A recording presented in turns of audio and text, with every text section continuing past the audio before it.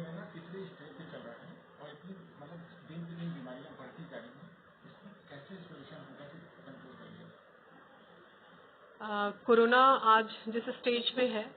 खासकर इंडिया के नज़रिए से अगर देखा जाए तो भारत बहुत ही घनी आबादी का देश है और ऐसे में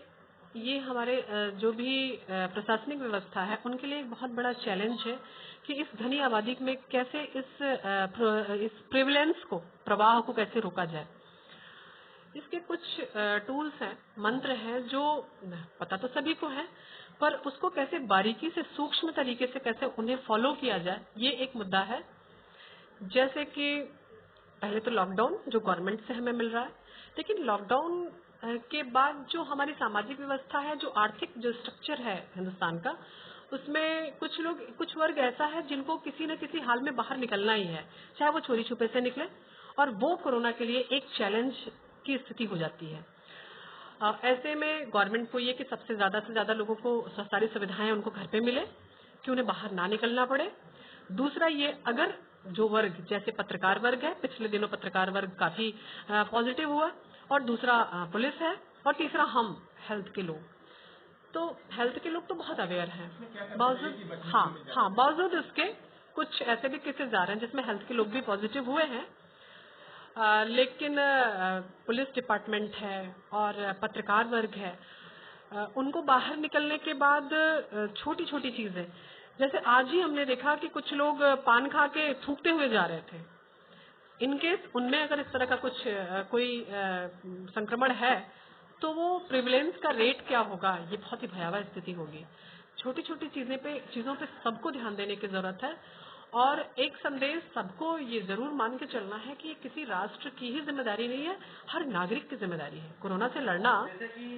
कुछ लोग हैं जी, मास्क लगा करके और कैप लगा करके अपने आप को स्पाइडरमैन बन रहे, तो क्या उससे कोई लाभ है उनको? बहुत अपने आप को मतलब बाहर निकलते रहते हैं। हाँ, उसके क्या एक मिथ्स है कि सिर्फ मास्क चेहरे पे हो और हाथों में ग्लव्स हो तो ये कोरोना, लेकिन कोरोना तो हवा में है, और उसके जो मॉलिक्यूल्स हैं वो हवा में, इतने पार्टिकल्स इतने माइनर लेवल के हैं कि वो हवा में है, इसलिए बहुत सारे मास्क ऐसे हैं जो इसको रोकने में बहुत सक्षम भी नहीं है। तो ये बात सोच करके कि हम हवा में टहल रहे हैं, घूम रहे हैं, मस्ती कर रहे हैं और हम तो अवेयर हैं, हमारे पास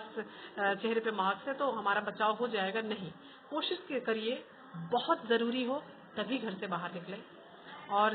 साथ में सैनिटाइजर जरूर रखें। जैसे इनकेस थोड़ी सी खरीदारी भी कहीं कर रहे हैं, जो जैसा कि 11 बजे तक कुछ दुकानें खुली रह रही हैं, तो जो पैसा आप ले रहे हैं, आपने 100 रुपए की नोट दी, आपको रिटर्न जो पैसा मिला, उस पैसे को लेने और रखने के बाद आप कहाँ रख रहे हैं, और उसके बाद हाथों को सैनिटाइज कर रहे हैं कि नहीं, क्योंकि एक पैसा बहुत सारे लोगों के हाथों से होके गुजरता है। तो उसके बीच में सब्जियां ली जा रही हैं, उनको कैसे धुला जाए, फ्रूट्स ले रहे हैं, उनको कैसे धुला जाए, धुल के साफ करने का जो तरीका है, सोडा डाल दीजिए पानी में, थोड़े से पानी में, और उसमें फिर सब्जियों को या उसको भिगा के रख दीजिए, फिर उसके बाद 4-6 घंटे बाद उसे यूज करिए। तो ये प्रिकॉशन का जो लेवल है वो बहुत सूक्ष्म अंदाज में होगा, तभी कोरोना रुक पाएगा। फिर भी थैंक यू मैं पूरे सिस्टम को, पत्रकार वर्ग को, पुलिस को और अपने मेडिकल को, कि बावजूद इसके कि WHO ने ये कहा कि हिंदुस्तान की स्थिति बहुत भयावह होगी, हमारे जो भी हुक्मरान थे उन्होंने और हम सब ने मिलके जो भी किया है कि आज स्थिति उतनी भयावह नहीं है, और अंततः हम कोरोना से जीतेंगे, निश्चित जीतेंगे। इस थर्ड स्टेज में भी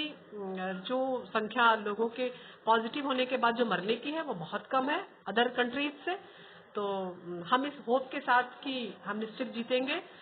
सभी लोग अपना ध्यान रखें, अपने देश का ध्यान रखना भी उनकी जिम्मेदारी है कि हम बचें और अगले को भी बचाएं।